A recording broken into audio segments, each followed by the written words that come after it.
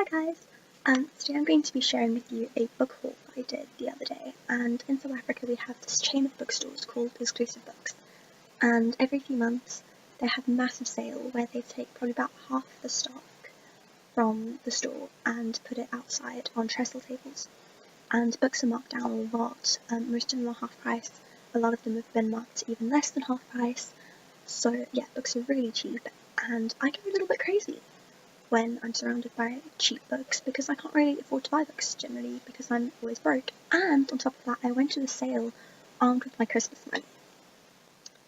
So I got quite a few books. And yeah, that's what I'll be sharing with you guys today. Hope you enjoy. Tea. It's important. I don't know if you can see, but this mug says, "I wish I was still in bed," which is sort of my life motto, really. Sad but true.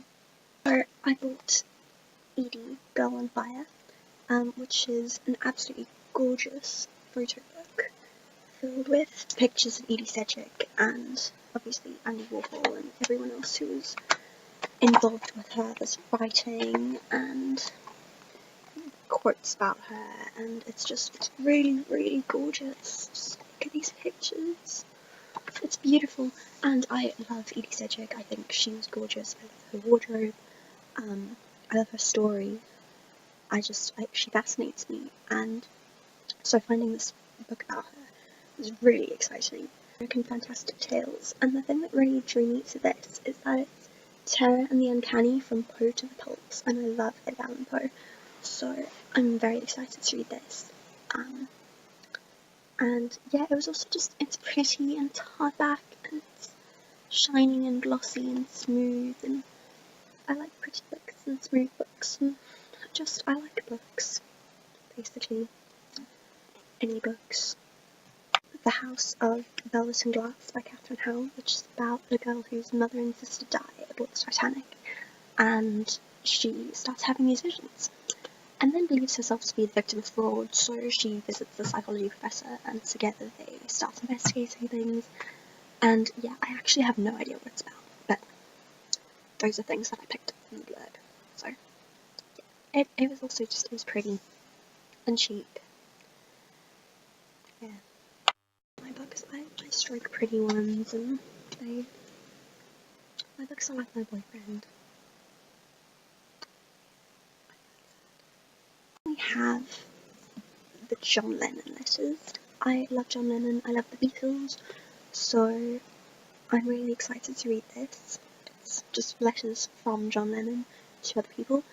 Yeah, and this was also, this is thick, and it's hardback, and it's beautiful, and I got this for 98 Rand, which is also like $9, and it's just, this day is such a bargain, just really.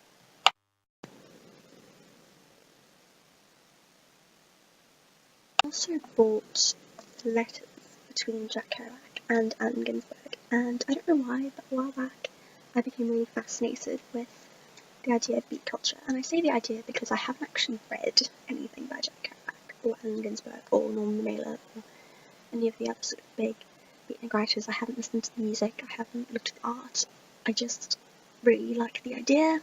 I'm getting better though. I've been looking for On the Road, and I checked out a book of Allen Ginsberg's poems from my university library, so I'm getting there.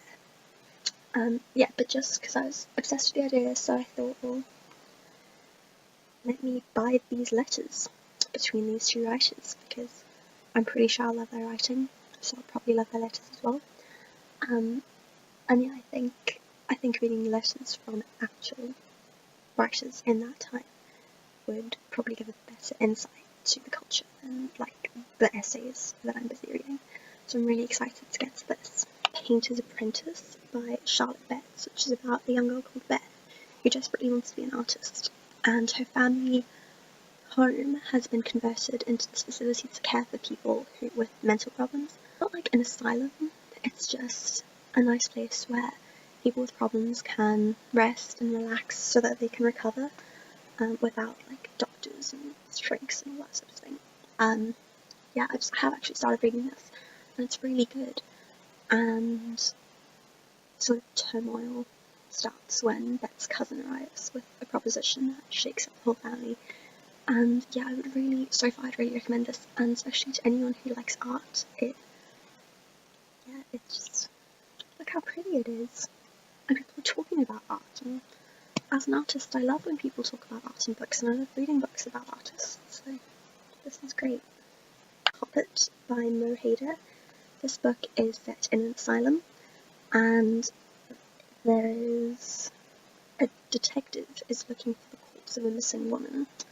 I'm not entirely sure completely what this book's about, but I had seen it plenty of times and I really wanted it because just look at this cover. It's amazing. It's kind of creepy, but it's brilliant. So yeah, I really wanted this book. It was really expensive, so when I found it half price, I bought it. Yeah, I'm really excited to read this because asylums interest me. Something set in an asylum, that sounds like something I'm gonna like. So I'm keen.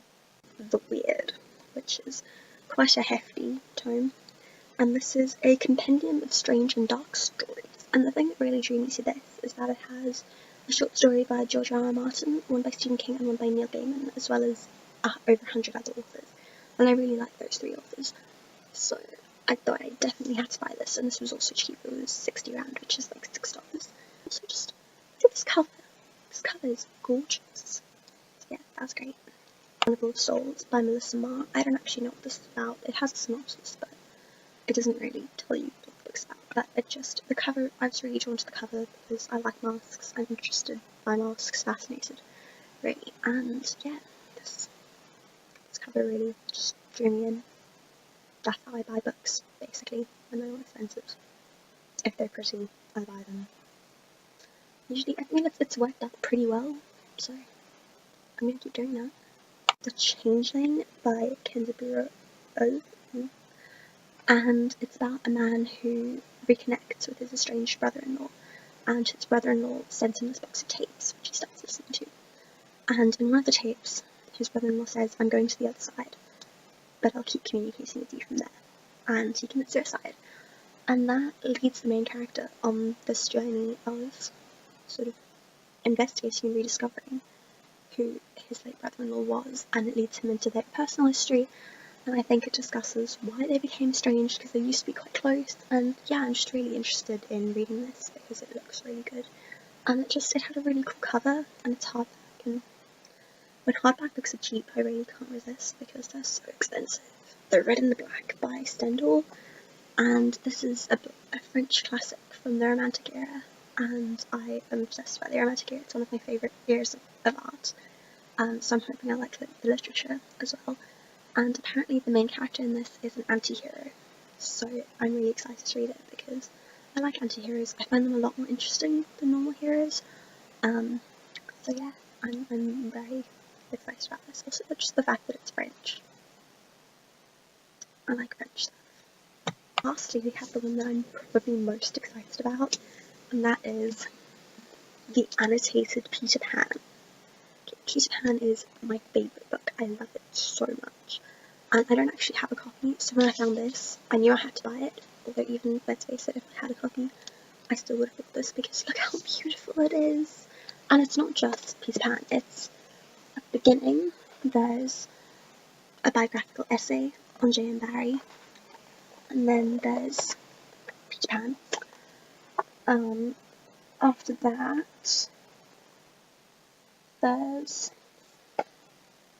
photographs of, I think, the family that actually inspired Peter Pan and the Lost Boys, and illustrations of Peter Pan from over the years, as well as a book to screen essay of all the different screen adaptations of Peter Pan, and I can't get over it. Like, this has been sitting on my bookshelf for a month, and I can't get over how beautiful it is, and I'm just so excited to read this, and learn more about that book that I love so much.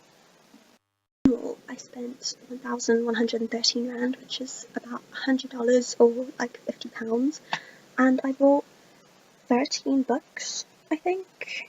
Yeah, I bought 13 books. that's crazy.